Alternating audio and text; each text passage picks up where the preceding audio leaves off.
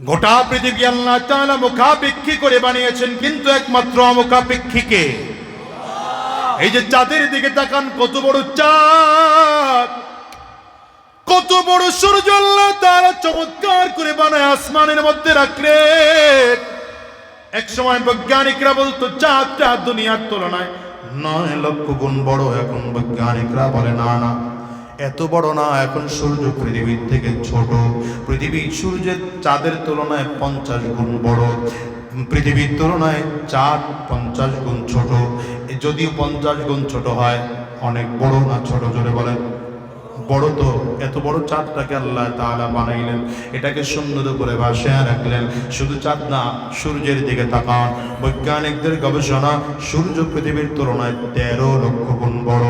এবার সূর্যের পরে তারকার দিকে তাকান, এক একটা তারকা কত বড় জানেননি? বৈজ্ঞানিক ওয়েন হ্যাবল, নাসা কোম্পানির একজন প্রথম দিকের বিজ্ঞানী, তিনি বলেন এক একটা তারকাকে আল্লাহ তাআলা এত বড় করে বানিয়েছে, দুনিয়ার তুলনায় 13 লক্ষ গুণ বড় সূর্য। এমন 1100 কোটি সূর্য একটা তারকার মধ্যে ঢুকিয়ে রাখা যায়। এমন কতগুলো তারকা আল্লাহ তাআলা বানিয়েছেন জানেন মুসলমান? বৈজ্ঞানিকরা বলে মিনিমাম আল্লাহ তাআলা প্রথম আসমানের নিচে 100 কোটি তারকা বানিয়ে রেখেছে। ওদিকে রাহমাতুল লিল আলামিন আম্মা জান আয়েশা সিদ্দিকা রাদিয়াল্লাহু তাআলা আনহাকে ডেকে বলেন, আয়েশা রে, তুমি সহ तमाम পৃথিবীর মানুষ মিলে যদি আসমানের তারকাগুলো একটা একটা করে গণতে আরম্ভ করো, তুমি সহ तमाम পৃথিবীর মানুষ মিলে গণনা করলেও আসমানের তারকা গনে গনে শেষ করা যাবে না। ولقد زينا السماء الدنيا ولقد زينا السماء الدنيا بمصابيح وجعلناها رجوما للشياطين وأعتدنا لهم عذاب السعير।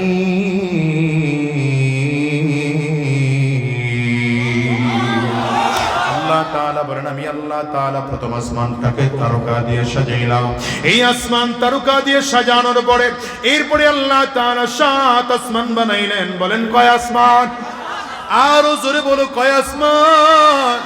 هو الذي خلق 7 سماوات طباقا ما ترى في خلق الرحمن من تفاوت فارجع البصر هل ترى من فتور।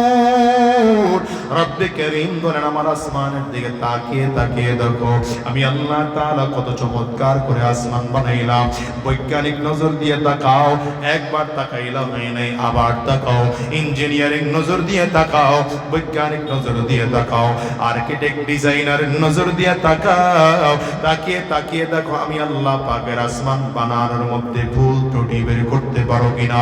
মাওলানা তারিক জামিল সাহেব তার কিতাবের মধ্যে লেখেন, আল্লাহ তাআলা প্রথম আসমানকে স্বচ্ছ সাদা কাঁচ দিয়ে বানাইছে, দ্বিতীয় আসমানকে আল্লাহ তাআলা লোহা দিয়ে বানিয়েছে, তৃতীয় আসমানকে আল্লাহ তাআলা তামা দিয়ে বানিয়েছে, চতুর্থ আসমানকে আল্লাহ তাআলা রূপা দিয়ে বানিয়েছে, পঞ্চম আসমানকে আল্লাহ তাআলা স্বর্ণ দিয়ে বানিয়েছে, ষষ্ঠ আসমানকে আল্লাহ তাআলা মণি মুক্তা দিয়ে বানিয়েছে, সপ্তম আসমানকে আল্লাহ তাআলা জবরদস্ত পাথর আর ইয়াকুত পাথর দিয়ে তৈরি করেছে।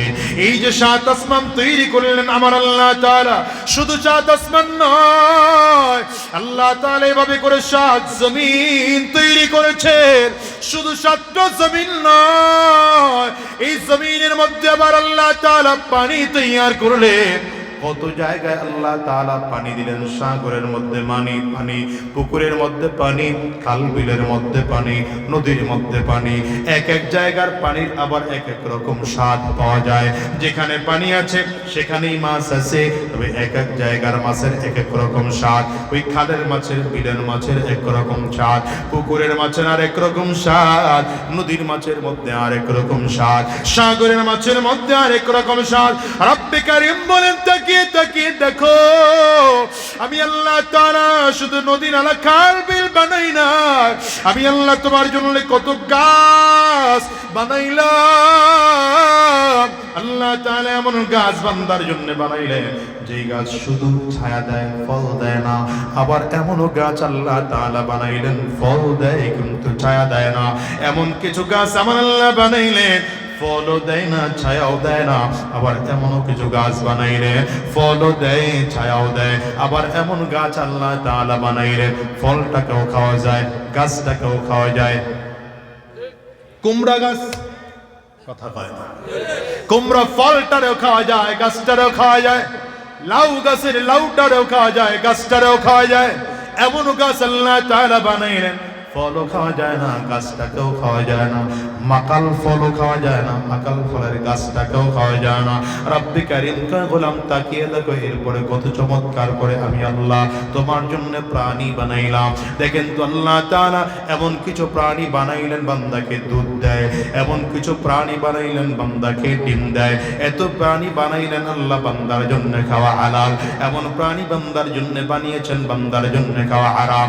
এত সব কিছু আল্লাহ তাআলা বানানোর পরে বলেন এই গোলাম তোর দিকে তুই তাকে তাকে দেখ আমি আল্লাহ কেমন করে তোরে বানাইলাম। ওয়াফি আনফুসিকুম আফালা তুবসিরুন।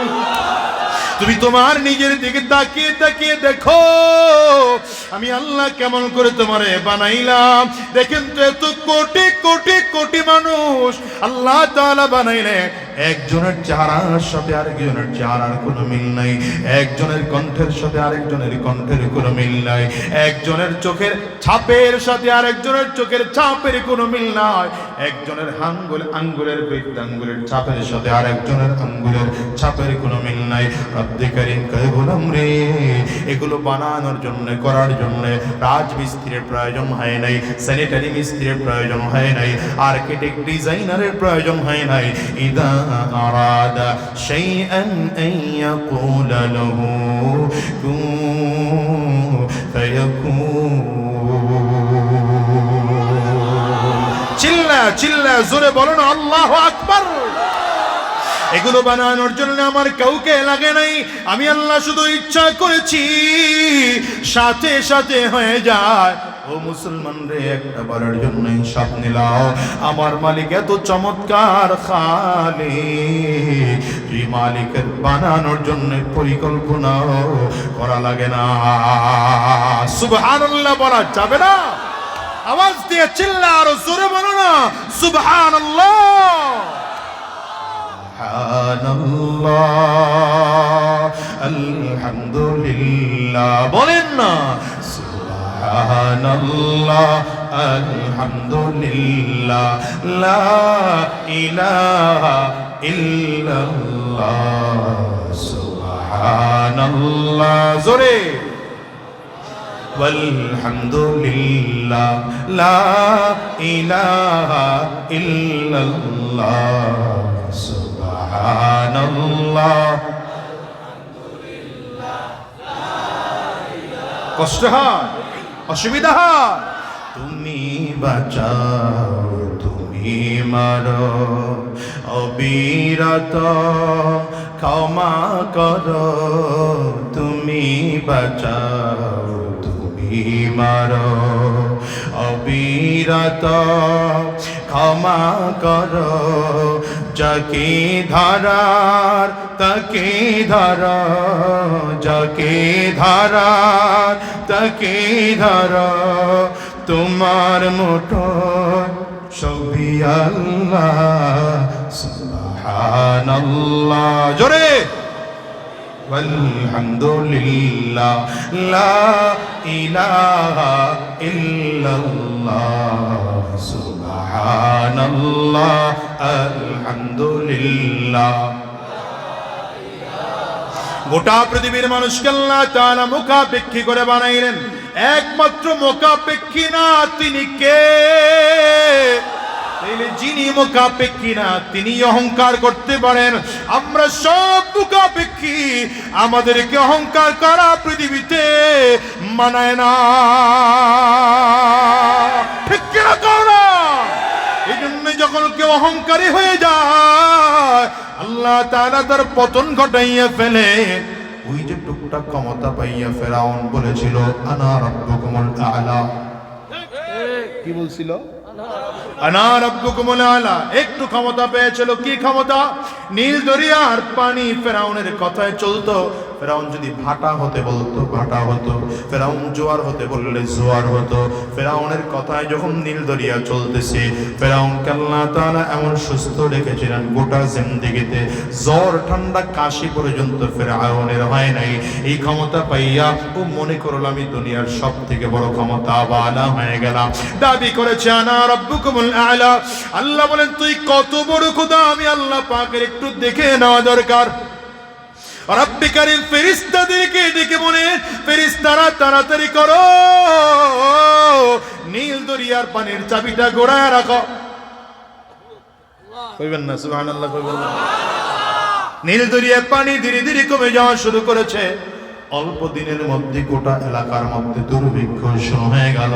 এমন দুর্ভিক্ষ হলো মিশরের মানুষগুলো সব দৌড়াইয়া ফেরাউনের কাছে গিয়া দাঁড়ায়, খোদা গো আমরা একমাত্র আপনাকে খোদা বলে জানি, কিন্তু নীল দরিয়ার পানি শেষ হয়ে গেল। আর যদি পানির ব্যবস্থা না হয় দুর্ভিক্ষের কারণে আমরা মারা যাব। ফেরাউন মুখস্থ উত্তর দিয়ে দিছে আজকে চলে যাও, আগামীকাল পানি চলে আসবে।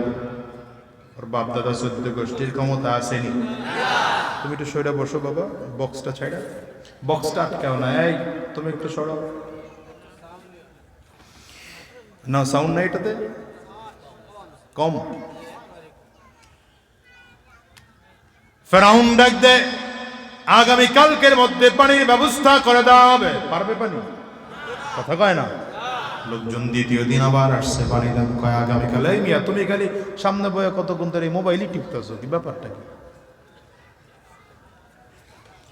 আগামীকালকের মধ্যে পানি চলে আসবে। একদিন চলে গেছে, আবার লোকজন আসছে, পানি কয় আবার দ্বিতীয় দিন কয় আগামীকাল। এমন করে করে 3 দিন যখন ক্লিয়ার হয়ে যায়, একজন দাঁড়ায় বলে খোদা আগামী কালকের মধ্যে যদি পানির ব্যবস্থা না হয় আপনার খোদাগিরির 12টা বাজায় দেব। ফেরাউন ভয় পেয়ে গেছে, আগামীকালকের মধ্যে যদি পানির ব্যবস্থা না হয় অবস্থা খারাপ হয়ে যাবে। রাতের অন্ধকারে একা একা ঘর থেকে বের হয়ে গেল। একা একা ঘর থেকে বের হইয়া পাহাড়ের চূড়ায় উঠেছে। গর্তের মধ্যে ঢুকে কোন কোন বর্ণনা এমন পাওয়া যায় নিজের পা দুইটা নিজে উপরের দিকে বাম দিয়া, মাথা নিচের দিকে দিয়া আল্লাহকে ডাকতে আরম্ভ করেছে, খোদার মালিক, পানি দেওয়ার মালিক আমি না, পানি দেওয়ার মালিক আমি না, পানি দেওয়ার মালিক একমাত্র আল্লাহ। তুমি বলো পানি দেওয়ার মালিক কে?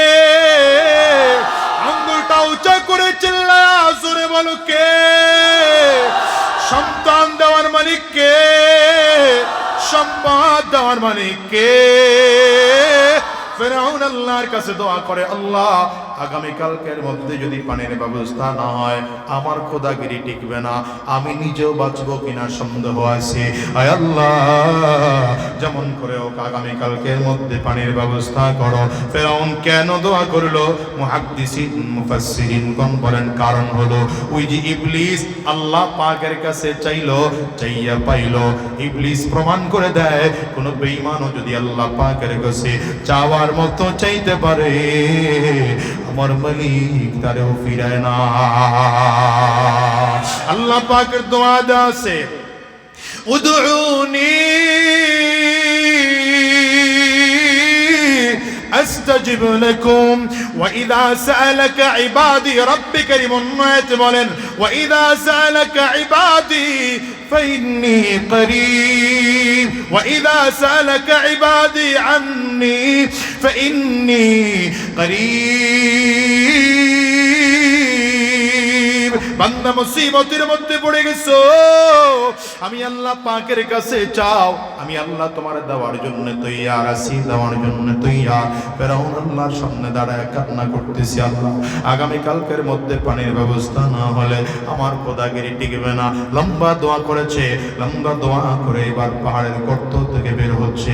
বের হওয়ার সময় মুখে তাকিয়ে দেখে একজন যুবক দাঁড়ানো, দেখলে মনে হয় সুঠাম দেহের যুবক, বড় গঠনওয়ালা, বড় শক্তিশালী। যুবক দাঁড়িয়েছে, খোদা গোটা মিশর শহর আপনারে খুঁজে কোথাও পাই না, খুঁজে খুঁজে এখানে আসলাম।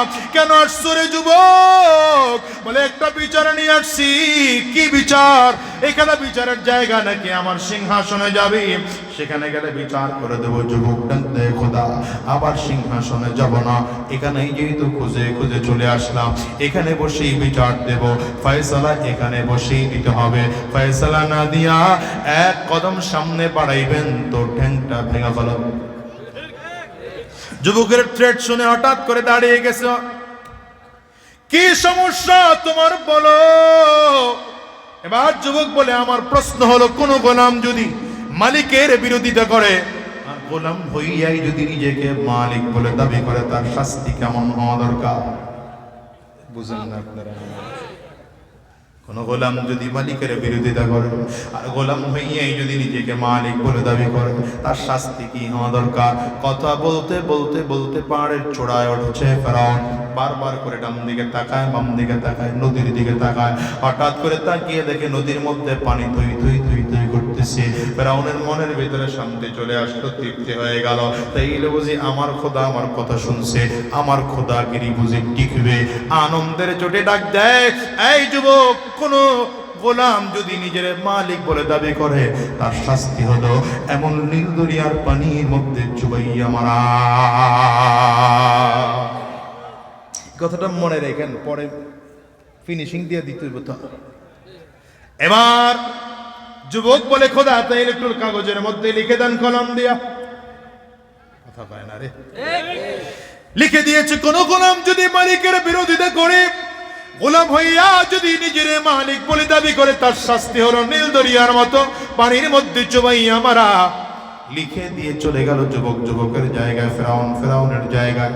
এবার ফেরাউন যখন এলাকায় ঢুকলো, কি মনে করেন ক্ষমতার পাওয়ার কেমন? মনে হয় যেন চতুর্থবারে আবার 2024 ক্ষমতায় বসছে। এইবার তো পাওয়ার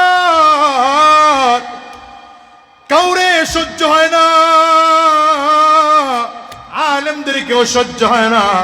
ধরে ধরে ধরে ধরে জেলের মধ্যে বড়ই যে মুসা আলাইহিস সালামের এলাকার থেকে বের করে। এখন এলাকার থেকে তো আর হুজুর করে বের করা যায় না, তাইলে কি করা যায়? গোটা দুনিয়া জমিন থেকে বের কইরা হুজুর করে জেলখানায় কইরা রাখো। না ঠিক সবাই কইলো না, ঘটনা কি? কি কথা বল না? আবার সুযোগ দিলাম, জোরে বলেন ঠিক না বেঠে? প্রত্যেকজন আলেমকে মামলা দেওয়া হয়েছে, হামলা করা হয়েছে, চক্রান্ত করা হয়েছে, হয় নাই? এই জোরে বলো। আল্লামা দিলওয়ার হোসেন সাঈদ সাহেবের বিরুদ্ধে মামলা দেওয়া হয়। কি মামলা? বলে 1971 এর সময় মানবতা বিরোধী ছিল। কথা কয় না? নাউজুবিল্লাহ। আগামী বছর কয় দেখছেন নাউজুবিল্লাহর পাওয়ার দেখছেন? এরা বলে ওয়াজ শুনতে এসে। জোরে কোন? আরো জোরে বলেন। আয় চিল্লা বলো। মামলা দেওয়া হলো আল্লামা মামুনুল হকের বিরুদ্ধে, বলে তিনি ধর্ষণ করেছেন। আল্লামা খালিদ সাইফুল্লাহ আইয়ুবীর বিরুদ্ধে মামলা দেওয়া হলো, গুলিস্তানে ককটেল নিক্ষেপ করেছেন। পীর সাহেব চরমনায়ের বিরুদ্ধে মামলা দেওয়া হলো, তিনি নাকি 5000 টাকা পকেট মেরেছেন। চিন্তা করেন কত? হ্যাঁ, হাসতেছেন মিয়া। আমার বিরুদ্ধে মামলা দেওয়া হলো, আমি নাকি কার গাছ কাইটা আমার বাড়িতে নিয়ে আসছি। হ্যাঁ, কিন্তু আমি তো বলি, শোনো, আলেমদেরকে যারা মামলা করেছো, হামলা করেছো, চক্রান্ত করেছো, ষড়যন্ত্র করেছো, তাকিয়ে তাকিয়ে দেখো তো আমরা উলামায়ে কেরাম এখনো কথা বলি। আমাদের কথা শোনার জন্য এখনো বাংলার জমিনে হাজার হাজার মানুষ উপস্থিত হয়, লক্ষ লক্ষ মানুষের উপস্থিতি হয়। আমরা তাদের সামনে বুক উঁচা করে কথা বলি, মাথা উঁচু করে কথা বলি, গলা টান করে কথা বলি। তোমরা যারা মামলা করেছো, হামলা করেছো, কলা পাতার বিছানায় ঘুমাইয়া বাঁচতে পারো না। রাগ করতেছে? প্যান্ট শার্ট খুলে লুঙ্গি পড়েছো, তারপরে দাড়িটারে কামাইয়া চুলের মধ্যে খলক লাগাইছ, মাছের ডলারে উঠা নিজের জেলে বলে পরিচয় দিয়েছ, তারপরে বাঁচতে পারো না, ধরা খেয়ে গেছ। ঠিক কিনা জোরে কও। এই জন্য মুসলমান বলবো আলেমদের সাথে না জালেমদের সাথে? দেখছেন কথা জোরে কয় না। এই থাকবেন কাদের সাথে? আলেমদের সাথে না জালেমদের সাথে? কোরআনের পক্ষে না ইসলামের পক্ষে? এই মসজিদের পক্ষে না মন্দিরের পক্ষে? আলেমদের পক্ষে থাকতে তৈয়ার আছেন তো ইনশাআল্লাহ? সব নেতা টেতা বাদ দাও মিয়া। নেতা যদি মানতে হয় নবীর আদর্শের নেতা মানো। ঠিকের পাওয়ার ভালো না। নেতা যদি মানতে হয় কার আদর্শের নেতা মানবো? তোমার নেতা আমার নেতা। গলায় পাওয়ার নাই, 5 দিন ওয়াজ শুনতে হতে মানে এরা দুর্বল হয়ে গেছে। তোমার নেতা আমার নেতা, তোমার নেতা আমার নেতা, আমরা সবাই রাসূল সেনা। পারবেন না স্লোগানটা দিতে? জানেন? না না না, আমি দিতেছি, আমি দিতেছি। দাঁড়ান না, দেরি আছে, এত তাড়াতাড়ি ওয়াজ করবো আরো 2 ঘন্টা আজকে যা আছে কপালে।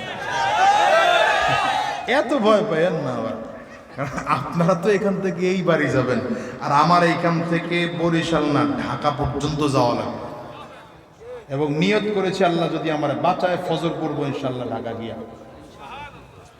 এই জন্য দ্রুত শেষ করবো ইনশাল্লাহ। সর্বোচ্চ 30 মিনিট আসি হবে।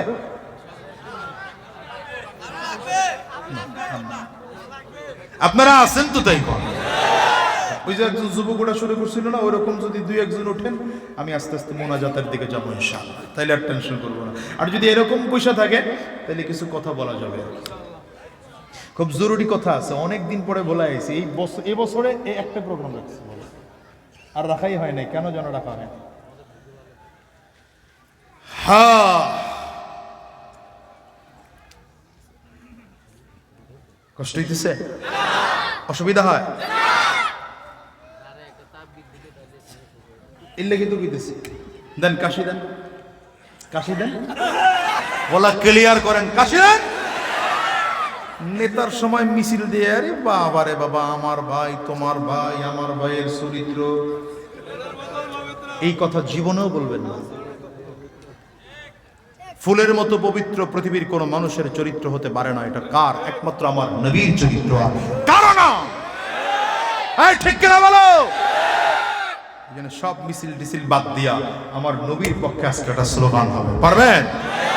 কাশি দিচ্ছেন, গলা ক্লিয়ার করছেন? এবার 2 হাত টান টান করে উঁচা করেন, ভালো করে উঁচা করে।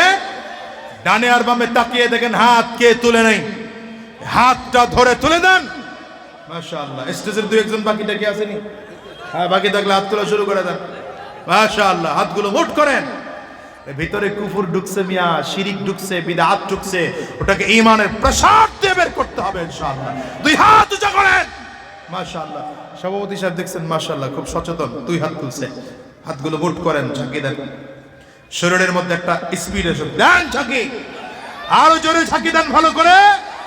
এবার কণ্ঠের যতটুকু আওয়াজ আছে পুরোটা আওয়াজ ছেড়ে দিয়ে একটা তাকবীর হবে। মুসলমান রেডি? জোরে রেডি? আরো জোরে রেডি? নারে তাকবীর। না পোষাইলো না, গাড়ি ভাড়ায় পোষায় নাই আওয়াজ, আরো জোরে লাগবে। 2 হাত উঁচু করে নারে তাকবীর, আল্লাহু আকবার, নারে তাকবীর, আল্লাহু আকবার, আরো জোরে নারে তাকবীর, আল্লাহু আকবার। তোমার নেতা আমার নেতা বিশ্বনবী মুস্তাফা, তোমার নেতা আমার নেতা বিশ্বনবী মুস্তাফা, বিশ্বনবী মুস্তাফা, আমরা সবাই রাসূল সেনা, আমরা সবাই রাসূল সেনা, আমরা সবাই রাসূল সেনা। নারে তাকবীর, আল্লাহু আকবার। কোরআন সুন্নাহর আলো, কোরআন সুন্নাহর আলো, কোরআন সুন্নাহ যেখানে, আলেম উলামা যেখানে, পীর বুজুর্গ যেখানে, দিয়েছি তো রক্ত, হাত নিচের দিকে নামাইছে কেন? দিয়েছি তো রক্ত, রক্তের বন্যায়, রক্তের বন্যায়, দিল্লি না ঢাকা, দিল্লি না ঢাকা, দালালি না রাজপথ। এই স্লোগান নিয়ে ময়দানে নামেন, দেখবেন কোন বেঈমান সামনে দাঁড়ানোর সুযোগ পাবে না। আস্তে কই লোকে আর ঘটনা কি আই সুরে মারা ঠিক না বেঠে রাগ করতেছে? অসুবিধা হইতেছে? অসুবিধা হলে আমারে বলবেন, আপনাদের অসুবিধা হলে আমার দ্বিগুণ সুবিধা। যত কম কথা বলা যায় তো আমার তত লাভ। বস না গিল্লে গাড়ি সুটকে আল্লাহ ফেরাউন লিখে দিছে, এলাকায় ঢুকে আসছে। এবার পাওয়ার কি পরিমাণ বাড়লো বুঝেন তো? আল্লাহ এবার পাওয়ারের ঠেলায় কাউরে সহ্যই হয় না। মুসা আলাইহিস সালাতু ওয়াস সালাম সহ উম্মতদেরকে তাড়া দেওয়ার চক্রান্ত শুরু হয়েছে। আল্লাহ তাআলা পয়গম্বর মুসা আলাইহিস সালামকে কয়, ঠিক আছে, যেহেতু তোমাদেরকে ওরা রাখতে চায় না তাহলে চলে যাও। পয়গম্বর মুসা আলাইহিস সালাম ফিরআউনের কারণে রওনা করেছেন। যাইতে যাইতে যাইতে যাইতে সেই পাহাড়ের চূড়ায়, দেখো সেই পাহাড়ের ওই কি বলে লোহিত সাগরের কিনারায় চলে গেল। কোথায়? লোহিত সাগরের কিনারায়। মুসা আলাইহিস সালামের উম্মতরা তাকিয়ে দেখে সামনের দিকে বিশাল উত্তাল সাগর, ডান দিকে ফিরআউনের লোক, বাম দিকে ফিরআউনের লোক, পেছন দিকে ফিরআউনের লোক। অবস্থা বড় খারাপ, মারাত্মক। মুসা আলাইহিস সালামের উম্মতরা বলেন, আজকে বাঁচার তো কোনো উপায় পাচ্ছি না। পয়গম্বর মুসা আলাইহিস সালাম উত্তর দেন, টেনশন করো না, ইন্না মাইয়া রাব্বি সায়াহদিন।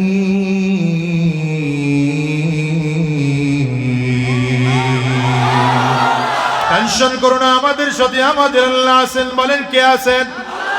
আঙ্গুলটা উঁচা করে চিল্লায় বলো। পয়গম্বর মুসা কয়, টেনশন করো না, আমার সাথে আমার আল্লাহ আছে, আমার আল্লাহ আমাকে রাস্তা দেখিয়ে দিবেন রে মুসলমান। পয়গম্বর মুসা আলাইহিস সালাম কে আল্লাহ তাআলা বললেন, মুসা রে, হাতের মধ্যে যে লাঠিটা আছে লাঠি দিয়ে নদীর মধ্যে বাড়ি দাও। লাঠি দিয়ে নদীর মধ্যে বাড়ি দিতে দেরি হয়, নদীর পানিগুলো ভাগ হইয়া একটা দুইটা রাস্তা নয় 12টা কার্পেটিং রাস্তা তৈরি হতে দেরি হয় না।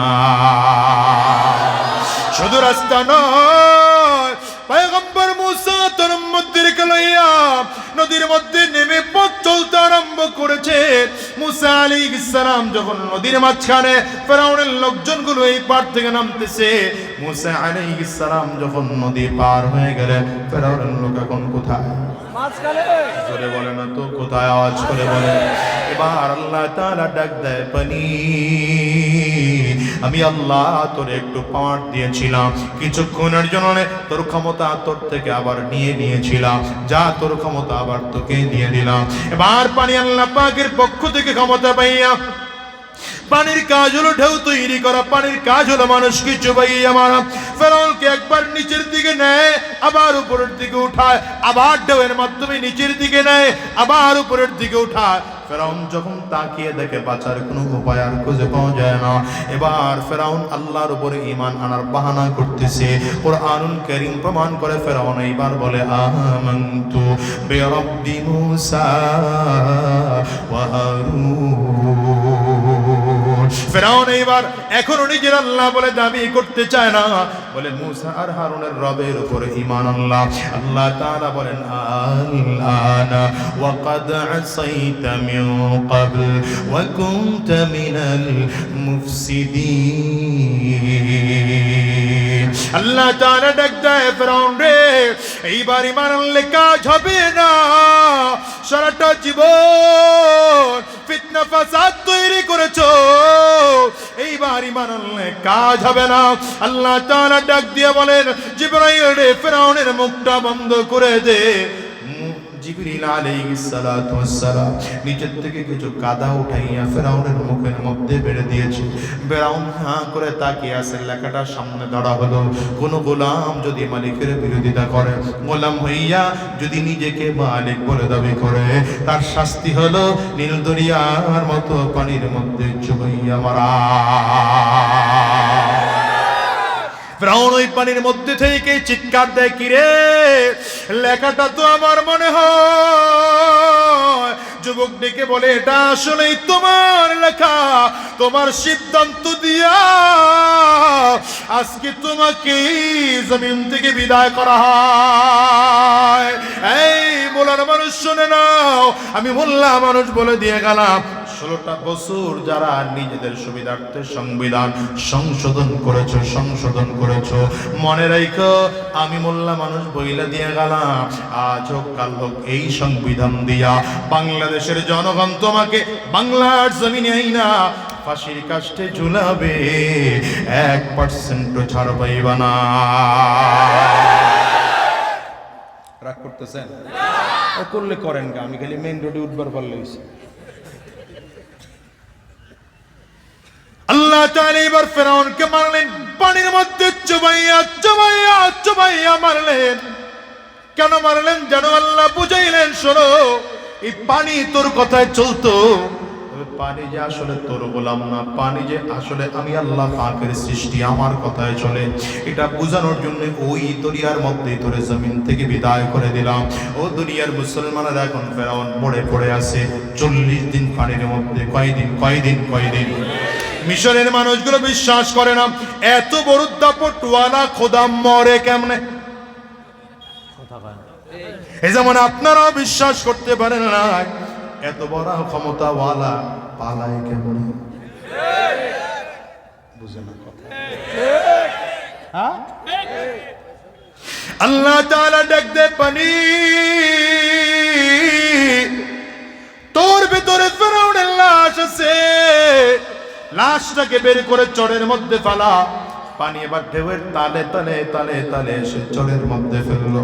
এখন চরের মধ্যে ফেরাউনের লাশ পড়ে আছে। মিশরের মানুষগুলো তাকিয়ে দেখে ফেরাউনের লাশ লম্বা হয়ে পড়ে আছে। কোনো প্রশ্ন করলে জবাব দিতে পারে না, কোনো কথা বললে জবাব দেওয়ার মতো শক্তি তার নাই, এমনকি মারলে পিটাইলে পর্যন্ত প্রতিবাদ করতে পারে না। মানুষগুলো নিজের চোখে তাকিয়ে দেখে এত বড় দাপটওয়ালা খোদা আজকে মরে পড়ে আছে। এইবার নিজের চোখে যখন দেখলো, মানুষগুলো দেখার পরে বিশ্বাস করলো আসলেই মনে হয় মরেছে। যেমন আপনারা বিশ্বাস করেন নাই, কিন্তু বিকাল 5টা 5:30 বাজে যখন হঠাৎ করে ভিডিও বের হয়ে গেল,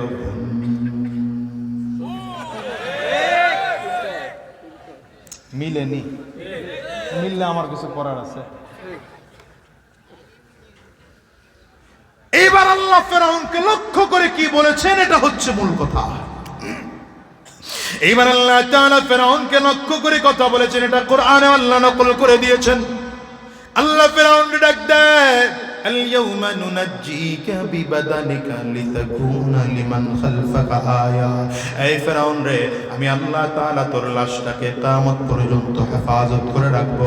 তোর লাশ মাটি খাবে না, কোনো পানি তোর লাশ পচাবে না, তোর লাশ কোনোদিন গন্ধ হবে না। আমি আল্লাহ অটক কুদরতি মমি করে রাখবো। তোর হাড্ডির সাথে গোশত আর চামড়াগুলো শুকিয়ে কাঠ হয়ে পড়ে থাকবে। কিয়ামত পর্যন্ত তোর লাশ দেখে মানুষগুলো শিক্ষা গ্রহণ করবে। ফেরাউনের লাশ এত বড় ক্ষমতাওয়ালা, কিন্তু এত বড় ক্ষমতাওয়ালা জালিম হওয়ার কারণে জালিমের অবস্থা কেমন হয়। নতুন করে কেউ যদি জালিম আর স্বৈরাচার হতে চাও, ফেরাউনের কাছ থেকে শিক্ষা গ্রহণ কইরো। আর তারপরেও যদি শিক্ষা গ্রহণ করতে না পারো, তাইলে পরিস্থিতি এমন হয় দুপুরের খানা ঠিকই পাকানো থাকবে, না খাইয়া পালানো লাগবে।